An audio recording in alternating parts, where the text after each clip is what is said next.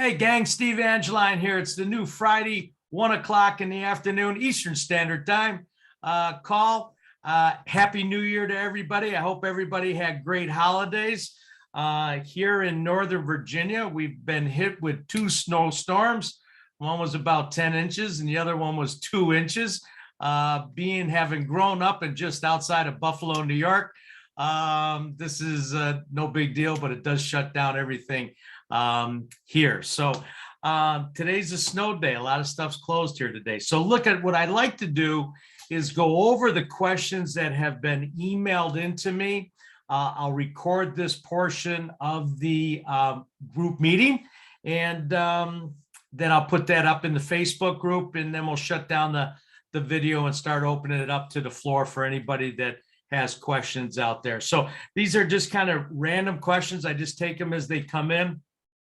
And a lot of them are repeated questions. So that's good. That tells me that a lot of folks have the same question out there. So question currently is, first question up, what is my current drip that I'm using with Mailbox Power? So, okay, so I'm on Auto Merge. Auto Merge is now both on the Pro account and the Executive account.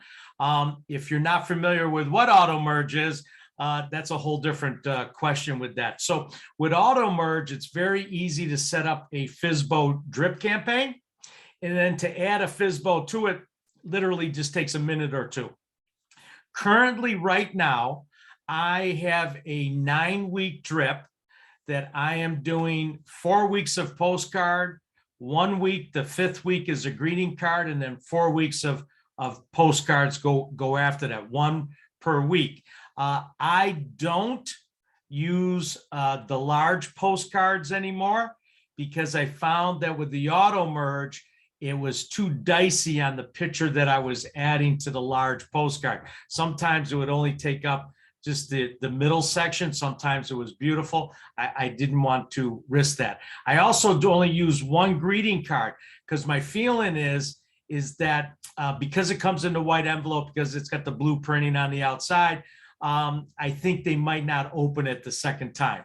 So that's why I do the 4 weeks of postcards, 1 week of a greeting card, and then 4 weeks of the postcard. After that, it's 9 weeks. It doesn't mean it's going to go 9 weeks. We check our list 3 times a week, Monday, Wednesday, and Friday. I recommend you at least check it once a week. You want to see what's new in the market, what's old in the market, but we check ours Monday, Wednesday, Friday. If you're only checking it once a week, I'd probably do it Wednesday. If you're only doing it twice a week, I'd do it Tuesday and Thursday with that. So on to the next question. Should I change my messaging on my postcards? No. Okay. Don't be confused. They're not reading them. It has nothing to do with them reading them. The whole idea behind mailing with Mailbox Power is that you're putting the picture of the house on the card that catches their attention. Okay. I've had people want to put different information on the postcards. Some people want to write sold across there. I wouldn't recommend that at all. The house is not sold. Okay. Some people want to get a little cute and they want to put on the front of the postcard, the front of the house, the back of the postcard, the back of the house. No, don't do that. You're wasting your time. Get a good picture off of Trulia or Zillow, whatever the format that you're using, put that on the postcard and let it go. I don't change my message. It's the same message. It's a short message. I keep it very simple. I have very little text on there. I make the postcard about them, not about me. Okay. Do I send out Gigas? No, I don't send out Gigas. I did that probably about 18 months ago, and I realized I was burning through a lot of money. Okay. Look at for 6 months straight, I only sent out small postcards. This was back 2 years ago. There was only small postcards to send out. So I was only sending out a small postcard over and over and over and over again. In fact, when I first started, I was sending out 2 a week, one on Tuesday, one on Thursday. Okay. And then I thought that was a little bit of overkill. So no, I don't send out any gigas on there. Okay. How long do you mail for? Some of you folks that have been on this calls before, they know my philosophy on this. LSD, and I'm not talking about the drug. I mail them L until they list, S until they sell, or D until they die. Okay, LSD. I just mail them. I mail them, mail them, mail them. The longest I've ever mailed somebody and got a listing was 37 weeks. And yes, if I hadn't overlooked the fact that I had mailed them that much, I probably would have canceled. Okay. In fact, when I went back and looked at the list and I realized I mailed 37 weeks, it was quite funny because I probably would have canceled mailing it that long, but I let it go. LSD, just keep mailing them, list, sell, or die. Okay.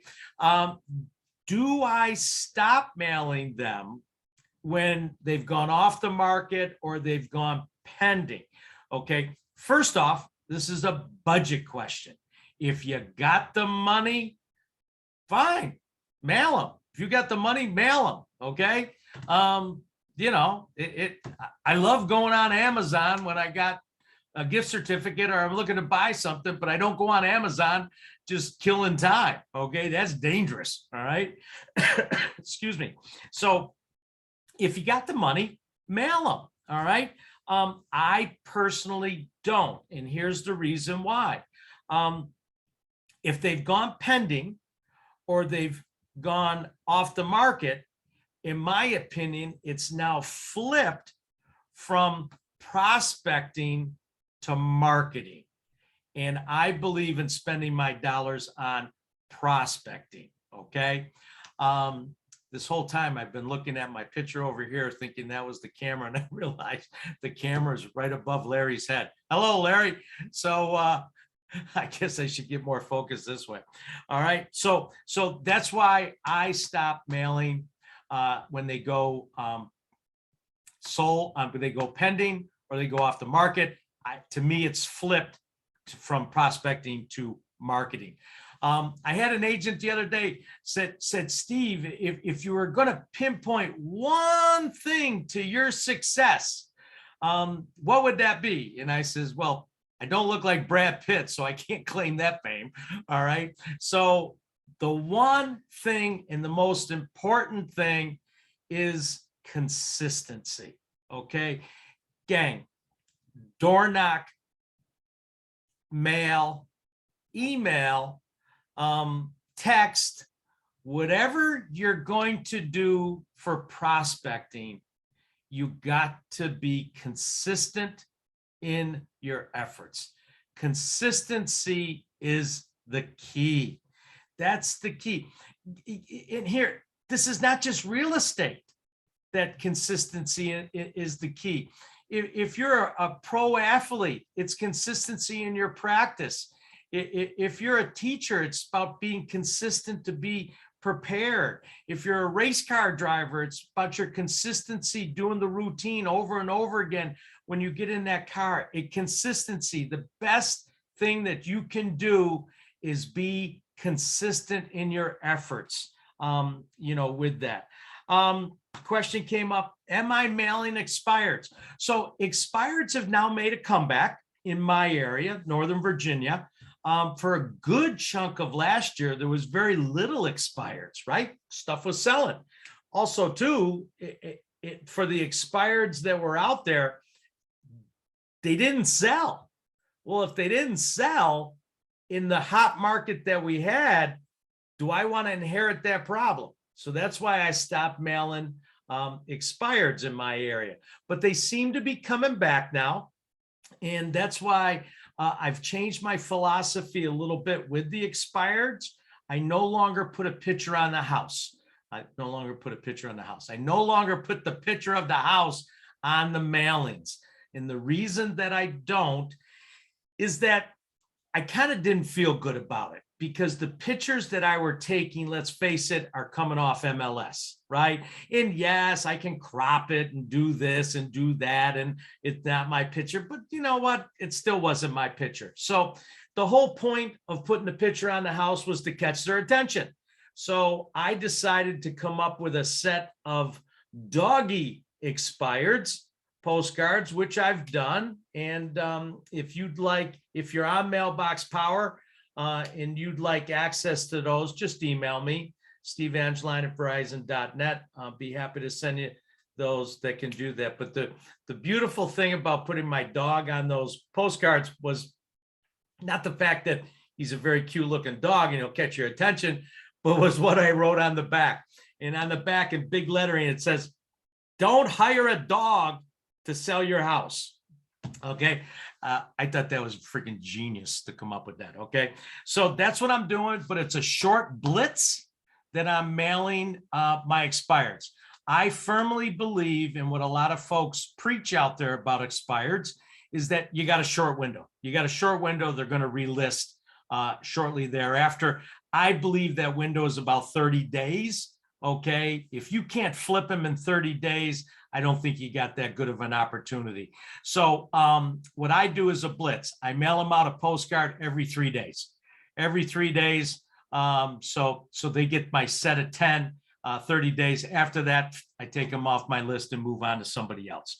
Okay. And I get it. There's old expires. People can go after those and everything like that. That to me is turning into marketing and not prospecting. Okay. And that's the fine line. I'm spending my money on marketing. And there's only two things, FSBOs and expires. Okay. Absentee owners can be also prospecting, but that's only if you know what their time frame is. So I will mail absentee owners, but only after I have a conversation or exchange emails with them and I have an understanding of what they're looking for. Okay, so just a couple more questions that we have out there. This was a good question. If you sign up with me on Mailbox Power last year, I was offering free 30-minute coaching. And I offered 10 slots of those. Then I offered 15 slots of those. And what was happening was that I was getting 25, 30 requests and I couldn't say no to people. And also too, I didn't want to be on the clock like some professions that, your 30 minutes is up. Okay, thanks for coming. So it just got too time consuming. It got taking too much of my time. I now do paid coaching. I tried to keep it very reasonable. A video is going to go up on YouTube next week about that, but I do 75-minute slots for $75. If you buy a 3-pack, it goes down. You buy a 6-pack, it goes down from there. Anybody who is on my Mailbox Power team, I even give a discount off of that. So it wasn't that I didn't love you. It was just that I had to do what I had to do to try to cut down on my time and be more efficient. Another question came in. Steve, can you tell me about your coaching program?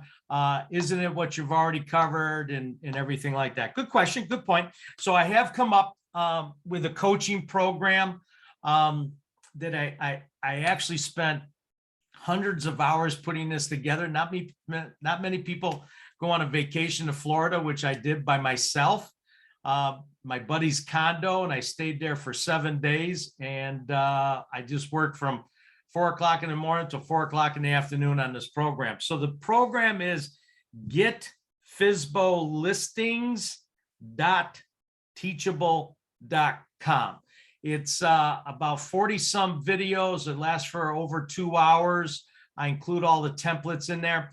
The biggest difference about this program is that I focus on the triple crown of FSBOs. Triple crown of FSBOs is number one, going to previews, okay? Open house previews. The second part is the email follow-up of the Triple Crown. And the third part is mailing.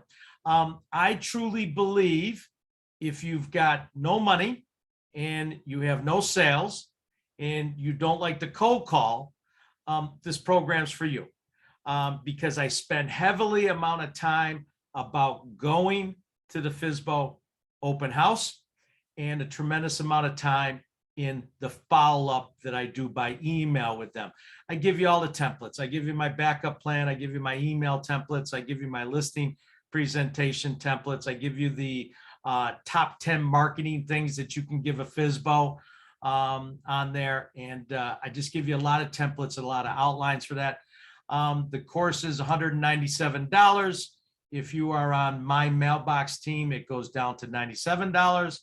if you, there is a coupon right now on YouTube that is $50 off. And that gives you $50 off. So I think it's a great program. The success has been humbling. I launched it last weekend, Sunday, and the response has been very humbling. I've a lot of people jumping on the course. I really think I've got some value to add. So that's about the course. Let's see, any other questions that I have? Bear with me one second. Yes, last question. Do I still use the greeting card and put the picture of the house on the greeting card? Great question, because I eventually moved down to that because the cost was a lot less. It was $2.70 and change. But again, I felt that was a waste of money. I could send out 7 small postcards, or I could send out 4 or 5 medium postcards for the cost of that one greeting card. And I kind of broke my philosophy. The philosophy is stay within your budget, and that can get away from you real quick. So it's more about being in the game longer than trying to be more diverse and sending out that type of product or sending out Gigas or anything like that. So, okay, so I'm going to shut it down right now, the recording. Hang on.